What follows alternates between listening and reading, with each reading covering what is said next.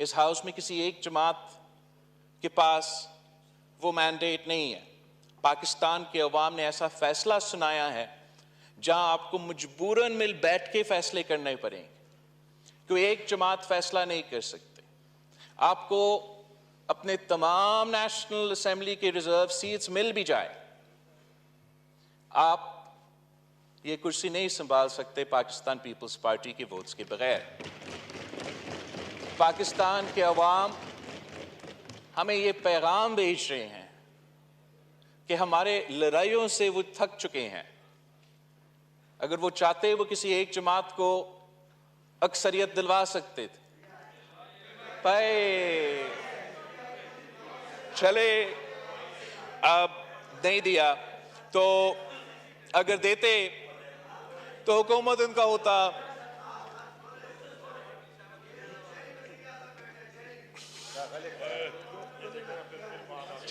نو crop دستی صاحب.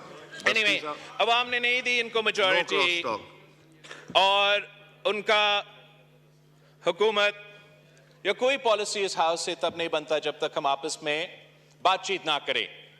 تو اس لیے میں سمجھتا ہوں کہ چاہے وہ نیشنل چارٹر آف ریکنسیلیشن ہو یا charter of democracy, charter of economy ہو, ہمیں آپس میں بات کرنا چاہیے.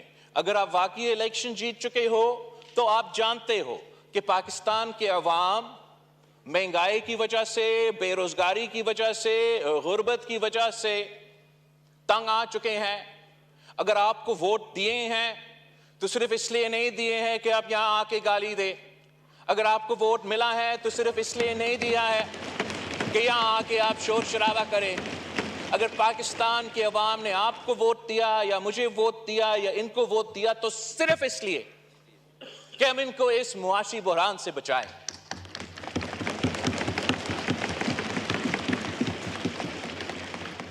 میں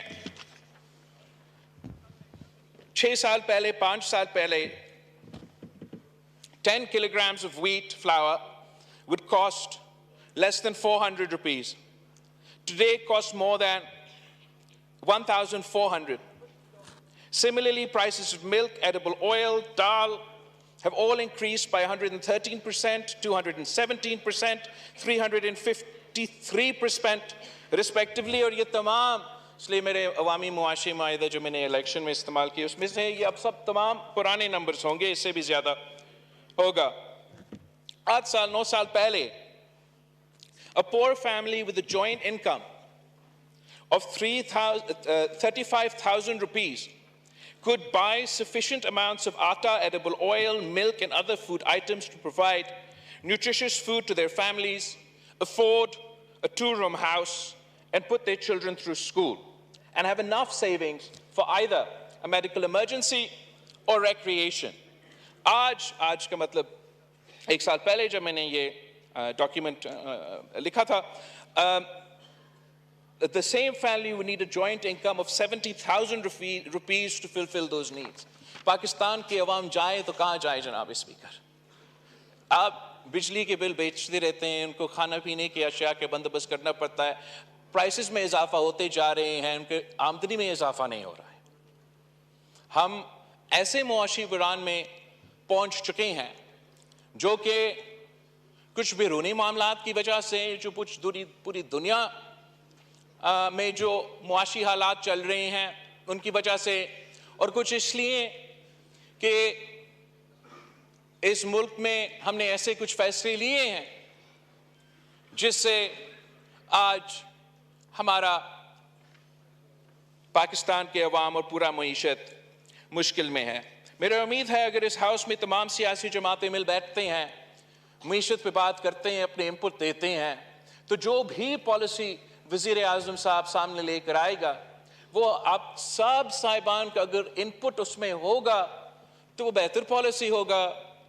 اگر آپ انپٹ نہیں دیتے ہیں اور آپ کہتے ہو کہ میں یہ وزیر اعظم نہیں مانتا ہوں تو میں نہیں بات کروں گا, تو پھر جو بھی شہباز شریف صاحب کا پالیسی ہوگا آپ اس پہ تنقید تو نہیں کر سکیں گے.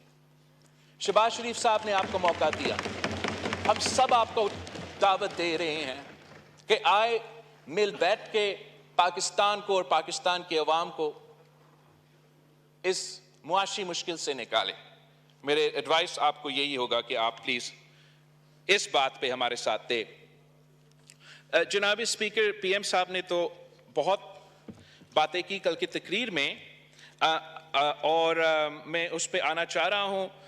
جو قائدِ اس پہ اختلاف نے کہا کہ ہمارا کوئی نظریہ ہے، اس پہ میں اختلاف کرتا ہوں کہ پاکستان پیپلز پارٹی کا ہمیشہ نظریہ رہا ہے ہم ہر الیکشن اپنے منشور کے مطابق لڑتے ہیں، اور اس الیکشن میں بھی ہم اپنے منشور کے مطابق لڑے ہیں.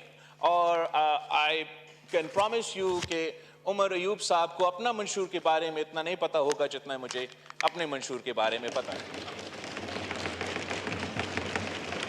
اب میں اس بات پہ بہت خوش ہوں کہ اتنا لمبا الیکشن کیمپین کے بعد تقریباً تمام سیاسی جماعتیں اگر اس پہ سارے پوائنٹس پہ میں نہیں تو 80% جو عوامی معاشی معاہدے میں پوائنٹس تھے اس پہ آ چکے ہیں. پنجاب کے نمائندے ہو، وفاق کے نمائندے ہو، اپوزیشن کے نمائندے ہو، ان کے اپنے تقریروں میں، ان کے اپنے پالیسی سٹیٹمنٹس میں ایسے باتیں کر رہے ہیں جس سے میں بہت خوش ہو رہا ہوں.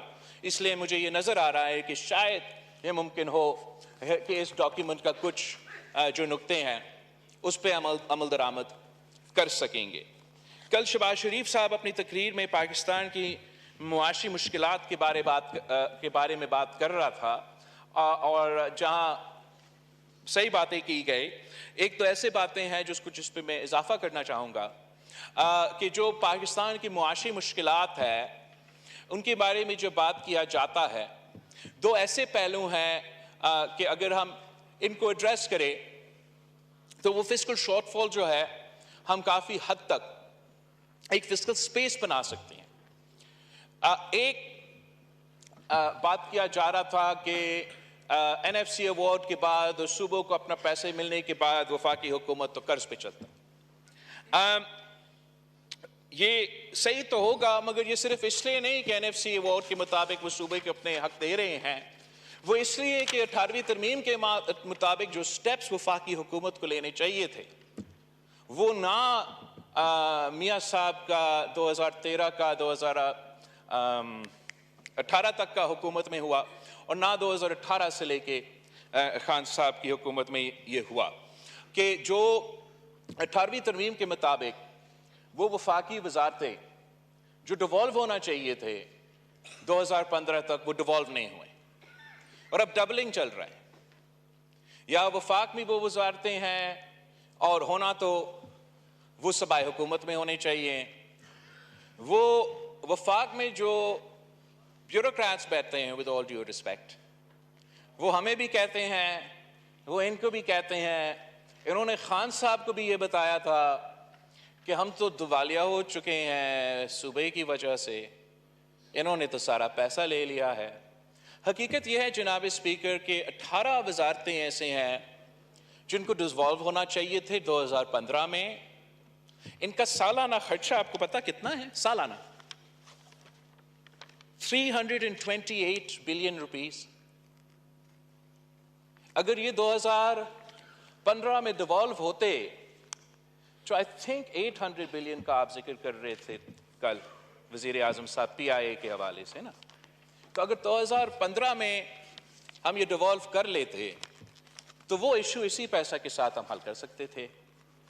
آج بھی آپ کا حکومت بننے جا رہا ہے، اس حکومت میں پاکستان پیپلز پارٹی کے وزراء نہیں ہوں گے. اگر ہم ہوتے تو 9-10 وزارتیں تو ہم لے لیتے. تو میں آپ آ جائے تو ہم بھی آ جائیں گے بھائی.